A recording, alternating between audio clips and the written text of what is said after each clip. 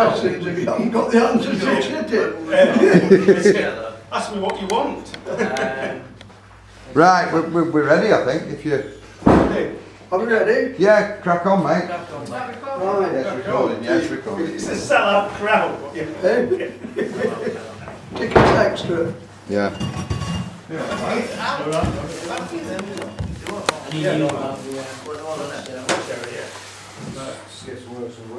Back to 80k. Well, tonight we're actually talking about the old car radios that used to go in the cars 80 odd years ago. This little set here is You just say about little? 80-year-old. 80. Yeah. What kind of car did it come out? Well, I don't know, it's Motorola radio anyhow. But the problem that they had in those days was getting the mains voltage off the battery, either 6 volt or 12 volt. It didn't matter about the heaters because it was all little mains radio. Can you see it? Oh, I'm moving you in.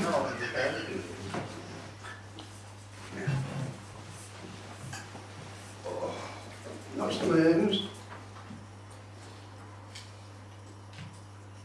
Centre one goes down to earth, and the other one goes to the other two go to the rectifier.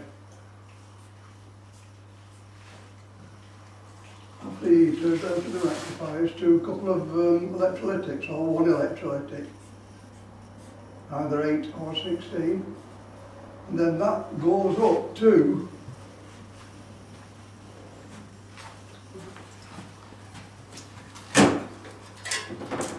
this speaker belongs to this set, and that HT goes to these two here, and it goes round the coil.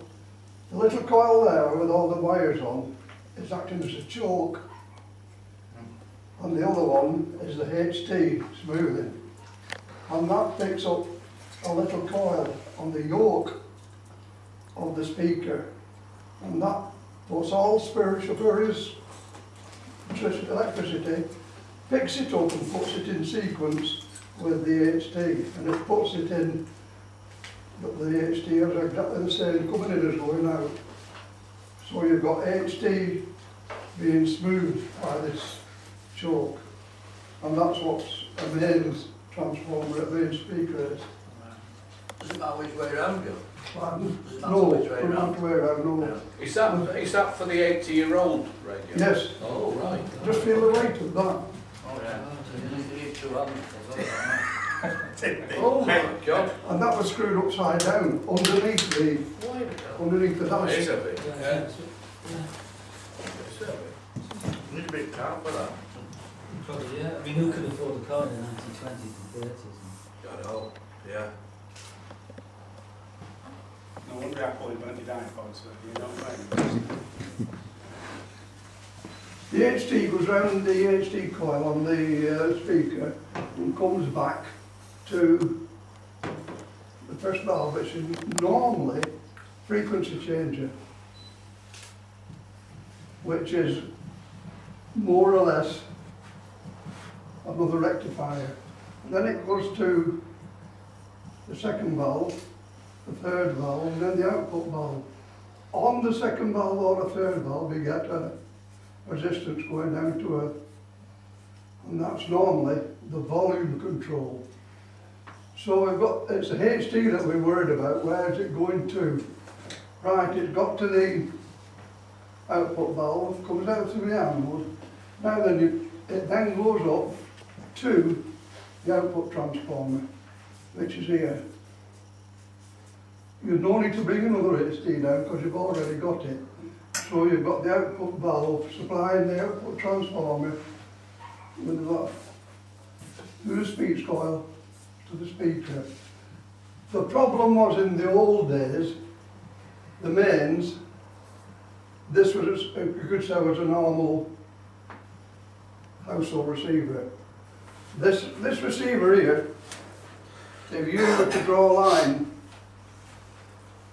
down there on this, the rest of this set is a household receiver. There's no difference between this and household receiver, except that they've stuffed everything together. It's hard to get to, but that is a normal household receiver, the car radio. Now then, we know that the mains coming in is AC. AC and DC. DC is generated exactly the same as AC, there's no difference whatsoever. An AC generator is exactly the same as a DC generator. It generates the same voltage. The only difference is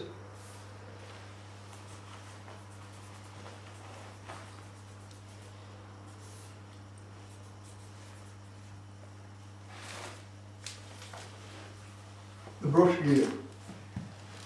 One's opposite and the other one are together. That's the only difference. The generators are exactly the same. No different whatsoever. It's the way that the electricity is taken off by the brushes. I've got to put my specs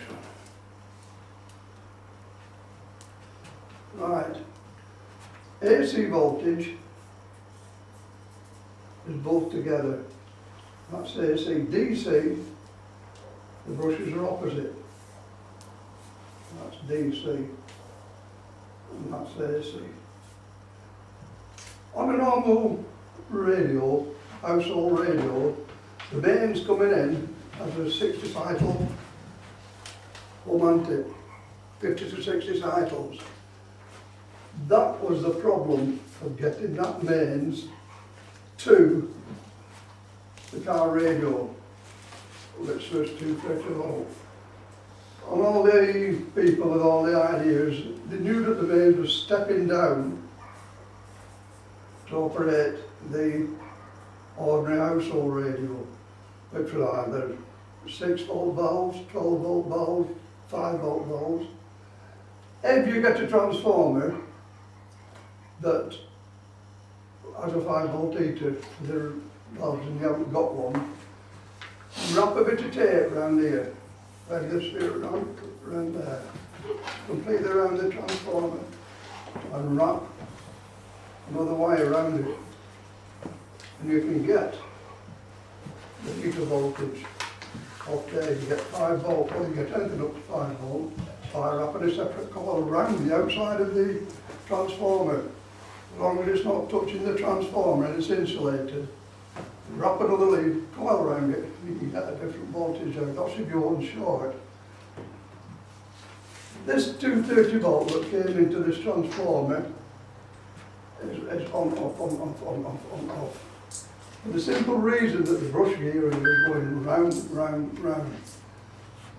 And there's a bloke called Professor Fleming, and he gave the thumb and the finger. Thumb and electricity always goes towards you. Never goes away, it always goes towards you. Electricity loves you, so it runs towards you. Now then, they struggled with the AC voltage going on and off, on, off, on, off, 60, 70, and any time of minute they couldn't gauge it.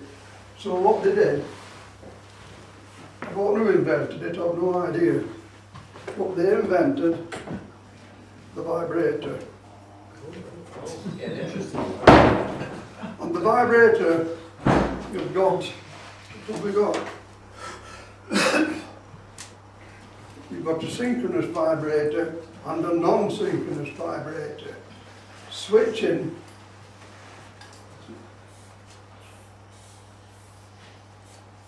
the battery voltage through a set of contacts, on and off, on and off, on and off. Now then, that's one of the vibrators.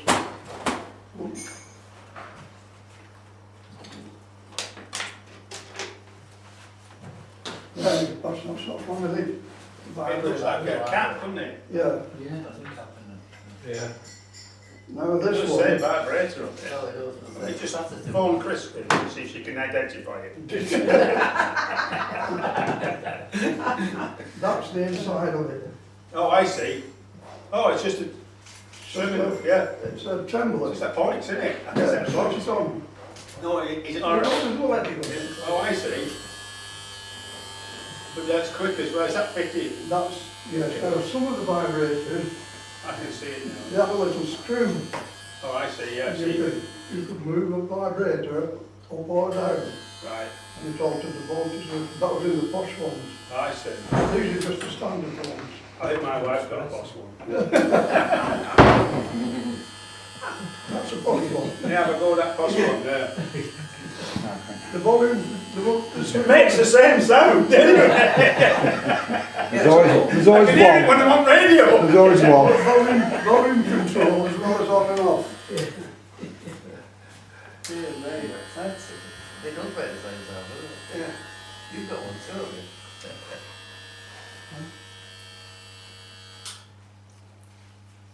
If you notice, it stops about a 16th off the centre of the Yeah. vibration. I saw that, yeah. Doesn't stop under, directly underneath. Yeah. Stops about a 16th to one side.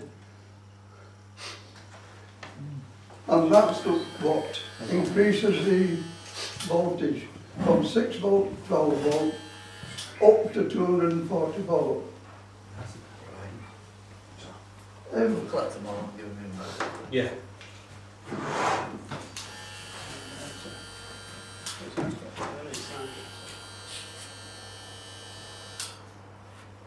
If I, I think that's stretching it a bit, it's Wood stretch it a bit. May 1970. the reason why this one is Yeah. quiet, you can hear it now, it's in the tube, little tube, to stop the noise, Ah, it's more for with a little bass on the bottom. That one's going, you can hear it. I can hear it. About, That, Yeah. that keeps it quiet. Wow. Can't hear it because Nigel's messing with the big one. Sorry. I'll send the big one off. These sets are very dangerous. Which one's vibrating now? Now he That's tells the us. main set. Well, you can stop here while I try. Yeah, let's just play with it, so it's staying. Yeah. Right.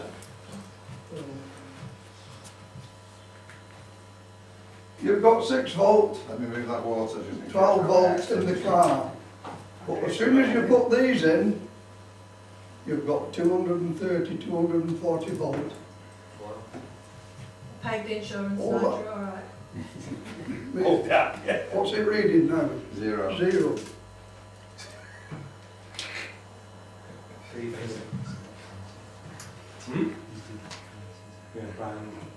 What's it reading now? 0. Right. If I, oh, sorry. Right. Is it turned on? Should be reading that. Have you turned it on? I think it's broke. Happening.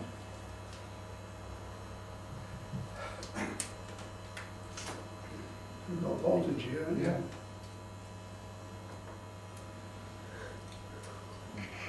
Just go around a bit. Go. There we go. There. 239. 230, 240. 240 volts. So on this little receiver here, this wiring, which is all red, is 240 volt AC. And these, you get a right belt off them. Because you're dealing with mains.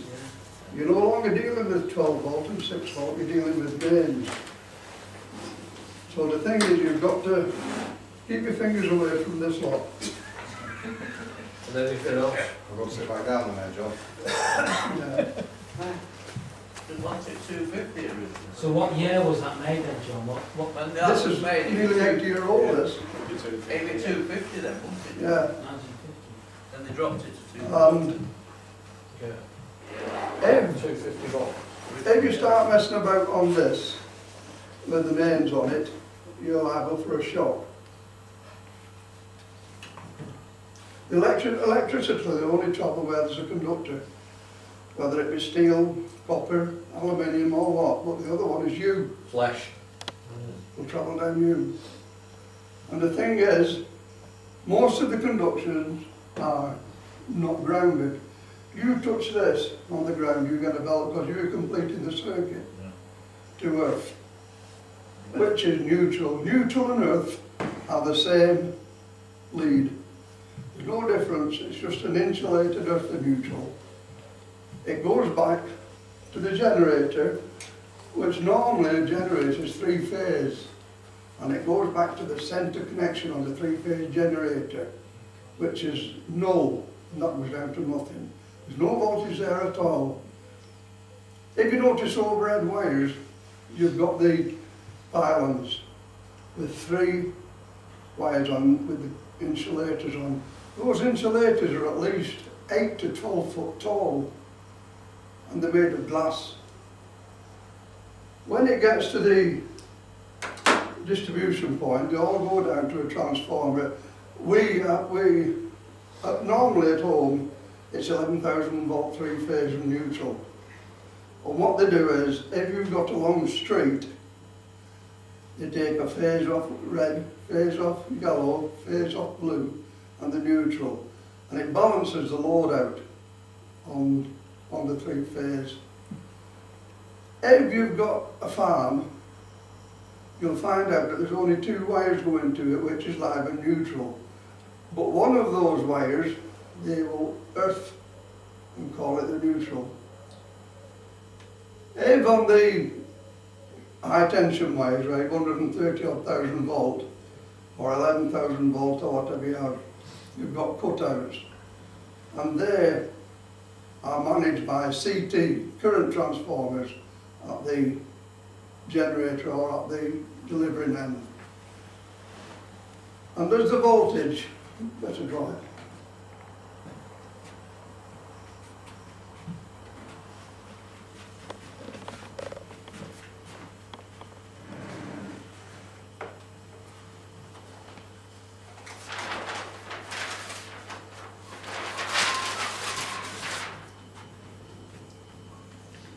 If one of those wires on the overhead lines was to snap and fall, it may or may not cut the current off, but it will automatically shut the current off. The top one at the very, see one at the very top, that's the earth. That's the continuation earth for the pylons. Now when it gets to the substation, at say 11,000 volts or 130,000 volts, the steps down. It steps down to the mains voltage, which is 11,000 volts. And that goes through a transformer, which is three-phase, which connects up to the house and loops off each individual phase to balance the load. And that's why the electricity board don't like putting mains motors on the supply, because it unbalances the load, puts the power factor out. And the reason for that is all the load is going on one phase. 1 horsepower is about the maximum you can go with a motor. 1.5, 2 is too much. You can't put it on. It only balances the load. So that's why the electricity board doesn't like you doing it. Right, where are we up to now? We've got the 230 volt to the set. The set is now a mains radio, a normal domestic mains radio.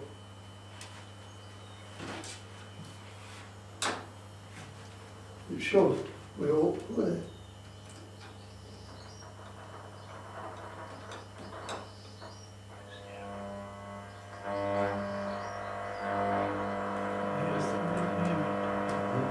I don't think you will.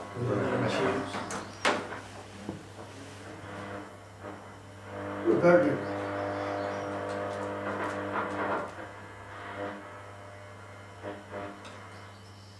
Thank you for reading. Reading them.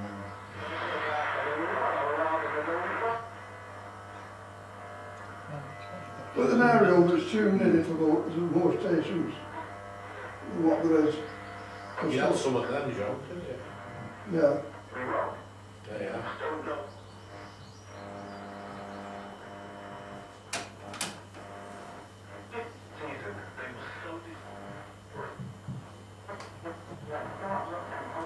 The it's louder than that when it's in the car because we've got a properly tuned in car area. It used to be years ago, yeah, go to town, you air it out, you get to some same time, Yeah. then, Yeah, angry. yeah, okay. Mm.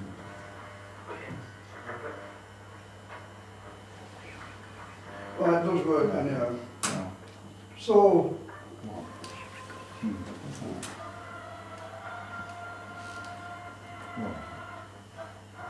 Who put one in your BMW across? you've got the mains radio, you've got the car radio working on mains off the car battery. But you must always remember, don't mess about with it. Because you've got 230 volt on it. Something smoking then? Smoke. Someone's smoking there. Smoke. Something coming out. smoking. Yeah, it's a little balancing resistor. And, Okay. alright. Fire. When it is sets on fire, we know that. Right, so that is the car radio working on the 6 or 12. As I say, it doesn't matter about the heaters. The heaters for the valves are either 6 volt valves or 12 volt valves. But now you've got transistors, you can plug them in the set, you can do anything. You've heard of stereo sound, haven't you? Yeah, When did it come out? Late 1957? late 50s, yeah. Late 50s. On the 1st of June 1899, they had a day that was called the Patent Day. And all the people and all the inventors, with their patents, submitted it to the Patents Department. Along that submission, there was one that said stereo sound or stereo radio. After that, nothing was heard until the 28th, 29th and 30th of December 1899, when stereo, what's the big hall called in London, the round hall, where they hold all the concerts. Round there, there's 1 or 2 houses, and they put a wire from the Albert Hall to the houses, and they put on earphones that going through little amplifiers working off the Clancy cells and small batteries. And they took it to the house. Now, they couldn't adjust the stereo from one to another, so what they did, they put on what is called a coherer. Have you heard of a coherer? It was where the earphone, they had a set of earphones in the Albert Hall, you have 2 coming down, and in one lead they put what is called a coherer.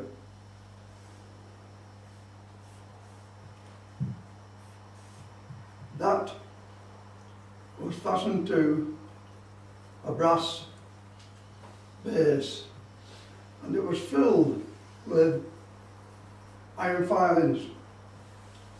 And here they had a brass base on a screw, which they screwed up and compressed the iron filings to either make it go loud or soft. And that went to the other side of the earphones, and had one in each lead. They had one apiece. And that was the way that they turned the volume up a little bit and down a little bit. And they charged the houses all the way around 3d a day to listen to the orchestra. As you say, at the orchestra, it's normally 45 degrees for the microphones. So they listened to the orchestra and charged them 3d a day for the purpose of using stereo. So I know it's, and then it faded out. faded out the stereo, that was it. It never worked anymore until 1957. And there was one of the main stereo people was a man called Bloomerton. Do you remember Bloomerton? He was the inventor of stereo. He did all the work. Everything belonging to stereo was put down to Bloomington. He was the man that did the stereo. And it was him that more or less, well, didn't more or less, he did it all. And he got stereo sound. So that's how, but it didn't come back until 1957, as you say, 1960s. Then he got the stereo record player, he got the stereo sounder. It all became stereo. But that was the first one, and they listened to the Christmas songs in 1899. Listened to the Christmas songs, and that's how they got the part of the stereo that they wanted to listen to. So that was the stereo. And now you've got stereo in your cars and everything, haven't you? So was that just the basic 2 channels? Yes, that was just the basic Different channel. spaces. The left and the right through the earphones. And you screwed the carrier up or down to make it louder or not. On the cars nowadays, you've got the car roof and you've got an aerial, haven't you, like that. Underneath that aerial is an OP. And it's an operation, or some call them an OA. It's an operation amplifier. And that's underneath the car ceiling. And it's an amplifier that's glued to the roof that sorts all your car radio and all the stuff out. So sometimes if your radio does conk out, don't think it's a radio, try somewhere else and see the up amp's all right. And that's what sorts all the rest out. So we've got the wireless working as a little bit, and we've got the stereo, which, as I said, wrapped up after the 1899 Christmas songs, they call it today. So that was it. Now then, with the radio, we know they work on DC.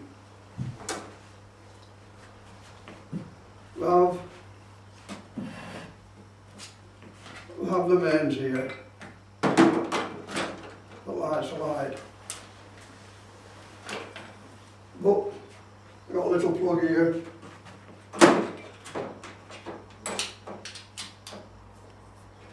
Which should light the light. I haven't got the thing to it.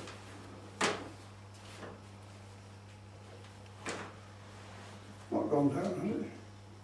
The lights come off.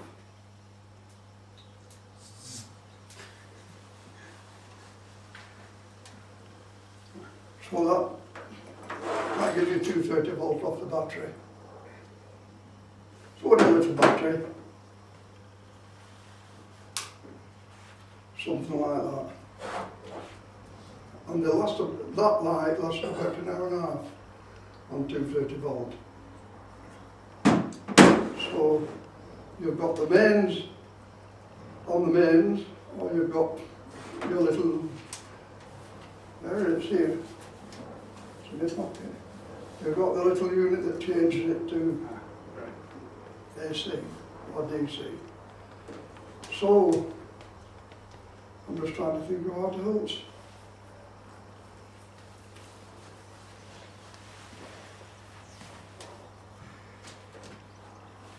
Glasses somewhere.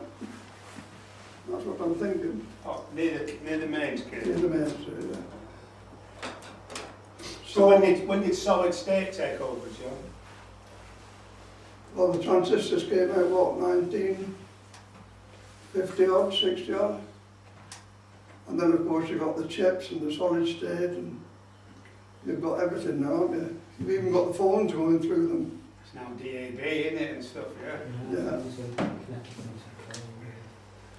These here, they gave you these when you bought the set. They were little condensers. One was the dynamo and one was the ignition. And you put them in to try and stop the interference. Yeah. And they gave you those for nothing. Did you do that on the HD leads you put them? Yeah, on the HD lead, yeah. You used to get a signal off the HD lead. Yeah, but on the distributor you could hear it going round, tick, tick, tick, tick, tick, tick, tick. So And it's they not gave you just that. everything. Try and stop it. And the dynamo used to whine. Whee! And that's what they give you to try and cut the suppression out. So that was, you got them for nothing. So on this vibrator, where's the other one? I've got one here, John. The other vibrator, which we're going to do next week, altered the car radio and the manufacturer. But the little switch, and the little switch cost about a penny or tuppence, and it completely altered the manufacture of the radios.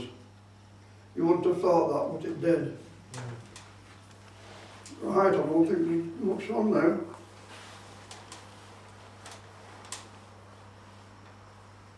You've got this. No.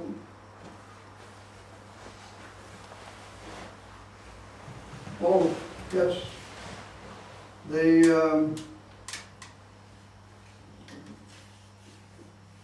The old speaker, where is it knocking about somewhere? The old speaker, you'll see the coil around the yoke, Yeah. Yeah. that connected to the HD. That coil was called, you know, What's that? the humdinger. How do you know that? Don't you remember? No. That's where the word humbucker comes from. Well, that's called a humdinger. Is it? Yeah. Oh, of course. Yeah. I'm Yeah. doing it. And that was the coil. Because each coil cancels the other one out. Yeah. Yeah, there it is. Pencil. Yeah. Well done, Chris. Humdinger. Humdinger. Yes. That was another Basically, bit. a humbucker pickup with just two single coils. Put together. Just to speak it without a code. Yeah. No, Now then. it's kind of cool, isn't it? Yeah, there was a humdinger and the humbucking. There were two coils. The humbucking coil was put on the amplifier, and it was put on to try and get rid of the hum. And on the posh amplifier that they made, the heaters, they tried to smooth them out. They put a little transformer on and a set of electrolytics, and they tried to smooth out the heater voltage, but couldn't do it. So they put this on the humdinger, and it was a little volume control that you turned backwards and forwards, and it altered the heater voltage to the valves to try and get it more smoother. Yeah. But I don't know whether it worked or not. You still use it. I got one of those on mine. So, On what? on my amp. On the arm, yeah. Yeah. Oh, have you? Yeah, well that, they still do it today, and that alters the signal to the valve heaters, or it goes as transistors, isn't it? No, mine's all valve. All valve, Yeah. alters that to On valve. your guitar? Yeah. Yeah. Yeah. Yeah. You have to be very careful touching that, because it can either put too much voltage on or too little. Leave it as it is, don't Yeah, touch it doesn't do an awful lot. I think No, no. it's just, It takes a centre contact down to earth yeah. and tries to take away all the humming and all the buzzing down to earth. Sometimes it's not needed. It depends on how clean the electric is, doesn't it, coming in? Yes, You know, yes, it's- yeah. Well, one was, that was humdinger coil, and the other one was a surround, the other one was a humbucking coil round the speaker. That was a humbucking one, and the other one's a humdinger. So does anyone else want anything? Next week, we're going to go a bit more into this, we're going to go into the vibrator. As I say, the difference it made to the manufacturer and the difference it made to the radio corporation for the sake of 2p. And that altered everything. So we'll go into that next week. Yeah. How much of the transistor, how much of the car radio cost? Must have been a lot of money in those days. Pardon? How much of the car radio cost in, say, 50s? Oh, It must car be a radio. fortune. Yes, this car radio, when you bought it in the 50s, was about 30 or 40 pounds. It's a lot of money, isn't There it? was a lot of money in them days. That's 6 weeks' wages or something. Yeah, but the thing was, radio would come out and everybody wanted a radio. They even took a set similar to this, a wooden cabinet, and strapped it to the side of the car. Right. And they carried round with them a HD battery, 90 volt HD battery, and a clancy cell for the heaters before they decided to take it off the car battery, and also a grid bias battery, which is 120 for the heaters, 99 volt for the grid bias batteries, and they had a 6 or 12 volt for the heaters on the valve. Were those with an accumulator? Well, you can have accumulators, yes, but as long as you didn't go any higher than what the valve heaters did. I had an 8-track, mate, you know what I mean? Yeah. I was just I actually, I had one of those, 1971 or 72, I was given a working car radio. Yes, They didn't yeah. have a car, it was too young to drive. Well, this has had nothing to do into it, just had a few condensers on, but But it was a vibrating one. yes, yeah, And I used to borrow a Farnell power supply from school yeah. to power it up at home. Well, the thing was, Pop music playing. these old cars, you had the passenger on the left-hand side and the driver on the right, and you could always tell when it had a radio in. Underneath where the passenger used to sit, it was all knocked about. And the thing was, these vibrators, when you switch them on, they don't always start. So what they used to do, like that, they used to kick them, kick them underneath the dashboard until it shoot it like that and it started. So that's how you could tell. It figures radio in the passenger seat, doesn't it? Yeah, Yeah. Oh, that was a bit sexist, wasn't it?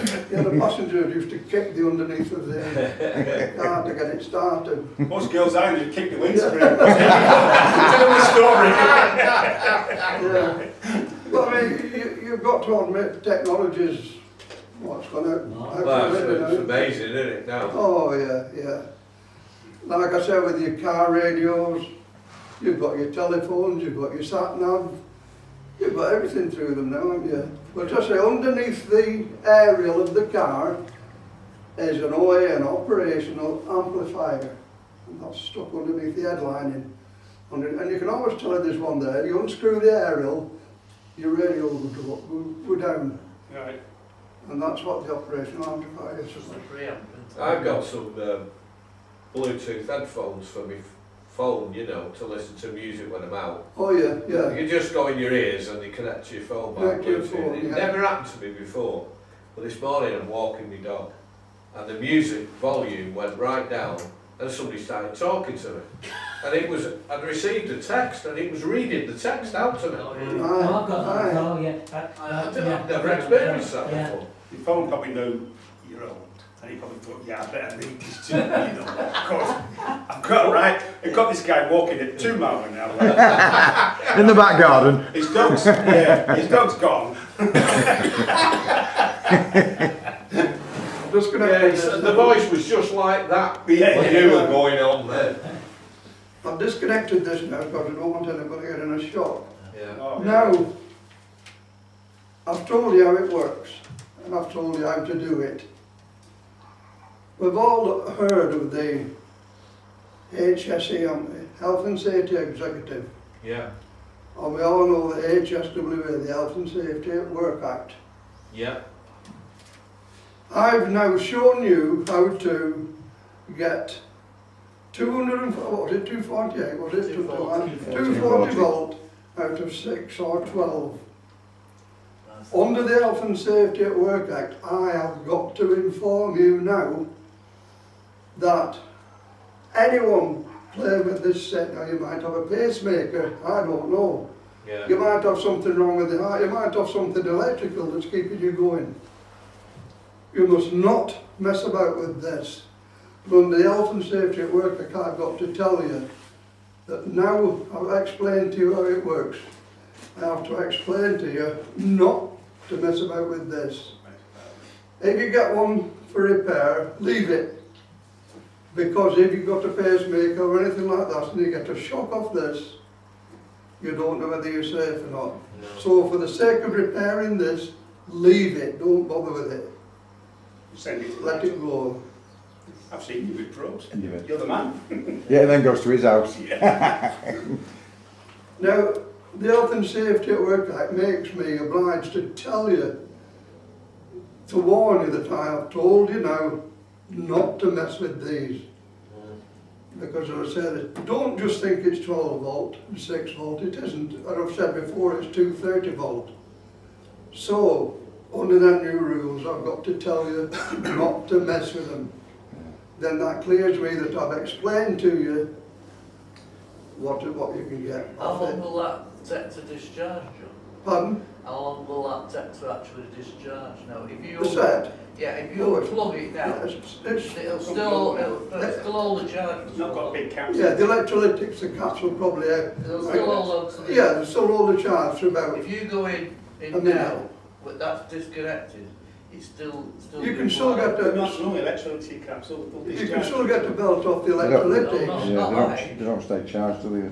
Some of the electrolytics Yeah, not that age. are 3232, 1832, different capacitors, what you want to use, or 1618. They all hold a voltage when you switch off. So, You should always leave it about 10 or 15 minutes before you start going to it. And the other thing is this, if you have an old set that's around about, what, probably 30 or 40 year old, you don't know whether the electrolytics are safe. They can look like a bomb. They can short out and explode. Leave it for about half an hour switched on. And then, if you're in the same room, try and get it switched off without going near it. And then the electrolytics, just touch them like that when they're set off. Don't touch the terminals, touch the case. And if the case is warm or hot, that electrolytic's going to go. yeah. Yeah. And it's going to blow the back It'll of take a while. Yeah, It's going to blow the back of the set off. Yeah. Right. I had one at home, which was an old man's radio. It was about 1930. I didn't do it. I left it switched on. And there was such a terrific bang. It was unbelievable. It had blown the electrolytics out of its socket and also smashed a valve as it was Nice. coming through. And the marks are still on the ceiling, where all the inside of the electrolytics blew up and hit the ceiling. Oh, Good God. They go with the right bang, you know. They're not. Oh, yeah. They're more dangerous than what a firework is. Always leave them until it, I won't say cools down, but until it loses electrolyte, and then you won't get a belt off it. But if it's switched on and you touch any of these terminals, you can get a belt off them. How long did it take to discharge, John? About half an hour? Well, Did say it To say? discharge, Yeah. half an hour is a good time, yeah. Yeah. But after you've done half an hour, unplug it off the mains, don't Oh, know yeah. while our mains are in, and just touch the Casey. electrolytics. Yeah. See if they're warm. If they're warm, they're ready for exploding. The thing to do is leave them off, have a see what the microfarad is on the back and put new ones in, replace them. Because there's nothing, sure as eggs are eggs, ever going to blow up. Yeah. And if you're there, it'll blow the back of the set off. As I say, it blew the back off mine, bust the valves it was coming through, and the rest of the ceiling at the top is still there. Well, if it went off like that, it in the face. Yeah, yeah. Yeah. Oh, aye. If it went off like that, it's a right explosion. But the back was screwed onto the set, it blew that off. Oh. And the electrolytic was about that tall. Might have been a 32, I don't know. And that exploded. And there's no way that if that explodes and you're anywhere near it, you don't know where it's going to go. Oh. Plus the fact you've got glass coming out with the valves going. So make sure that if it's working, even if it's a good sound, if it's a good volume, switch it off and then check the electrolytics about half an hour later, see if you're getting hot. Yeah, And then in the eye, change them. yeah. We used to do that in schools. School teacher, a little house, a wooden house, put the electrolytic in, wrong way around the voltage. Oh, The right. waiting used to go bang! Yeah. We won't do it these days, health and safety. Now, sometimes Yeah. they're the mark red, yellow or black or red, yellow, nothing. But nowadays, they brought these electrolytics out which you can reverse, they reverse the current. They're not red to red, black to black, green to green, and yellow to yellow. You can reverse the current and use reverse voltage. And the thing was, those were fitted on the 1155. Do you remember the 1155 aircraft receiver? Those were fitted on there. And on that was a 24 volt negative line going back to the mains. And they fitted them on there. And they reversed the voltage by putting the electrolytic the other way around. Were they in the aircraft, the 1155? Yes, yeah. Yeah, it was in one of the aircraft. The 1155 aircraft receiver. Oh, what's it there we Yeah, go? the big trumpet. Is it in a Lancaster bomber? Yes. No, well, it's at, The 1155 receiver, they made seven different ones altogether. And the only way you could tell the difference was there were aluminium cases, steel cases, aluminium and steel, all aluminium, but there were 7 different metals that they were made of. And the other thing that you could tell, the difference was, you know the tuner at the front, yeah. Yeah. you could tell the difference by the tuners. Some of the tuners were on roller bearings, some were on taper bearings, and there were 7 different ones that they made. And as I said, there were a 24 volt negative line going down there. If you had an 1155 receiver, the first thing to do is to check if all the valves are there. Now, if all the valves are there, you can take 2 or 3 out because they're not used. The direction finding ones, that's not used. You haven't got the direction finding equipment. The ABC, that's not used. And it reduces the load. You can make a mains transformer to operate the 1155 off the mains. Otherwise, they were 24 volt all over. But they were then run by a rotary converter that stepped up the voltage. Aeroplanes today are all 24 volt. But when the war was on, they had a rotary converter running some of the sets. And the reason why there were such many was when the war was on, they built over 9,000. The thing was, when America joined the war, they brought over their B-90s, B-17s, Flying Fortress and what have you, to fly over with the British Lancasters, Halifaxes, Manchesters. How are you going to talk from one aeroplane to another? The different frequencies, you can't. So on some of the American rate transmit, on the American planes, they put in a British unit so they could talk from either the leader of the American ones to the leader of the British, could talk to them, and they could also talk back to base. And that's why you had so many that were shared between the Americans and the British. And they were all right. The 1155 was the transmitter, was the receiver, and the 1154 was the transmitter. There were separate units then. Yeah. Yeah, they had the 1154 and the 1155. I've seen them advertised. You've got a gentleman brought some old books. They're advertised in there at about 12 and 13 pound each. Yeah. Nowadays, you're lucky we can get one for 100, 120, 130. You cannot pick an 1154 up because they're like hen's teeth. There's hardly any left. And the 1154, the trouble was, if you were to connect it up to the mains, you were likely to transmit on the domestic service because the coils had gone, the chokes had gone, they'd all lost their values, the condensers had gone, and you could actually wander over onto the broadcast band. Unless you took it away and had it sorted out. But that's how the price had gone up. The 1154 you can get for about 200 or 300 now. But the 1155 is about at most 160, How did 170. they level the frequencies up? How did they level the frequencies? Were The they 1154, well, was it the fixed frequencies? Or Yeah. 54? yeah, It was fixed frequencies. yeah. And have you ever heard of the nickel beam?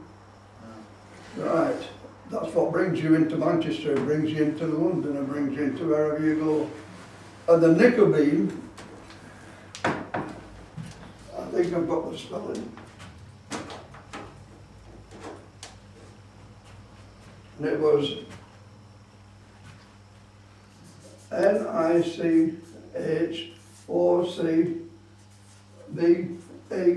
NICHOCBAM. And it was a German. The Germans invented it. And when you've got Germany over here, and we're over here, the nickel beam, it used to transmit 3 signals. One there, one there, and one there. And this signal may point to probably up north. This signal here may be London. And when you find the aeroplane with it coming out, as soon as it got to this beam, you turned on it. And in the side of the radio, inside of the aeroplane was a radio, and it said left, right, normal. And those were connected to these beams, normal, left and right. And the needle, when you got onto the beam here, it used to swing over, and you knew then that you was on the right track for London. If it swung over that way, you knew you'd missed the point and you were heading more north. And now they've got them on aeroplanes that come in, they come in on fog. They come in when it's raining, they come in when it's how it is. And it's a German invention. And it's called the nickel beam. And the Germans invented it. And it's still in use, but aeroplanes going over's got one. And if it's foggy and he's coming over the coast, he can swing round. And he was coming from abroad, he will swing round, and he'll pick the beam up.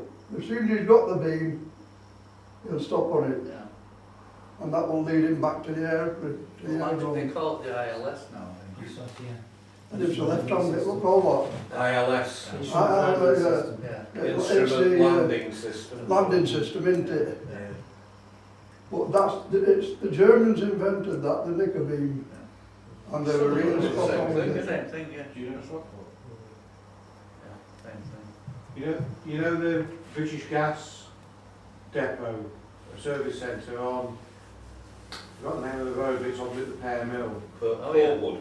Yeah. Portwood, yeah. There's the British Gas used to have its own radio phones in the cars. Yes, it had an aerial, there'll be aerial. And they used to have the aerials for the cars. Yeah. They've not, now that they've stopped using that, they all use mobile phones, but they've not taken the mast down. in No, the car mast is still up. Because it's got a navigational beam on the top. Yes, For the airport, it's final approach. And if you watch things like Airbus and Boeing 737s, they drop the undercarriages just as they go over the beacon. over the bridge, yeah. Over the, you know the White Tower? Over the gasworks. Yeah. Yeah, with the, the Yeah. White Tower at the top of Yeah, the yeah, Yeah, I just said the aeroplanes are on Yeah. 24 Yeah. volts. And if anything goes wrong with the electrics on an aeroplane, say it's on the end, say it's connected to one of the engines and it conks out.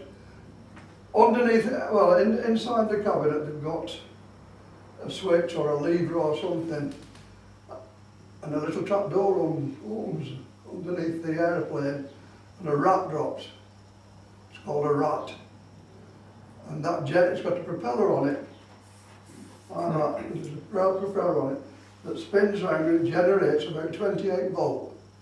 And that supplies all the meters that they need for landing and taking off. Doesn't supply all the wheel landings and everything, got to release them and hope that they drop them by releasing them. And it's called a rat.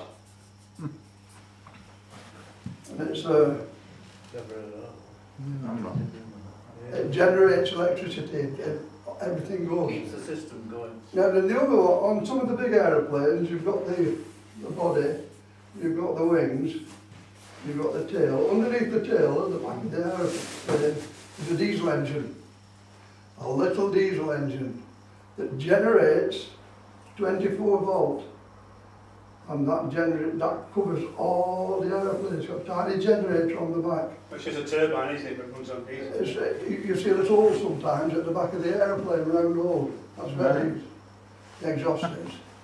And it's a turbine. They can start up from where they drive, you know, start it up, and it generates electricity. But the rat is more or less the last, what? She's the last of the chain. It generates electricity just for the meters, nothing else. Yeah. The turbine at the back will generate electricity for 1 or 2 operations beside the meters. But the emergency one is the rat. Bloody hell. And that falls down underneath the aeroplane. Brilliant that. Very interesting. Thanks, John. Is there anything you want? I mean, No, it's fine. well, next week, as I say, we're going to cover this vibrator in more detail because, as I said, it affects the manufacturer so much that it increased the price or decreased the price of the radios, cut the radio prices up and down. Is there anything else that we can think about? No, you covered it very well, John. Yeah, thank you very much, John. You're welcome. The only thing that I've got to remember you with, don't forget that health and safety.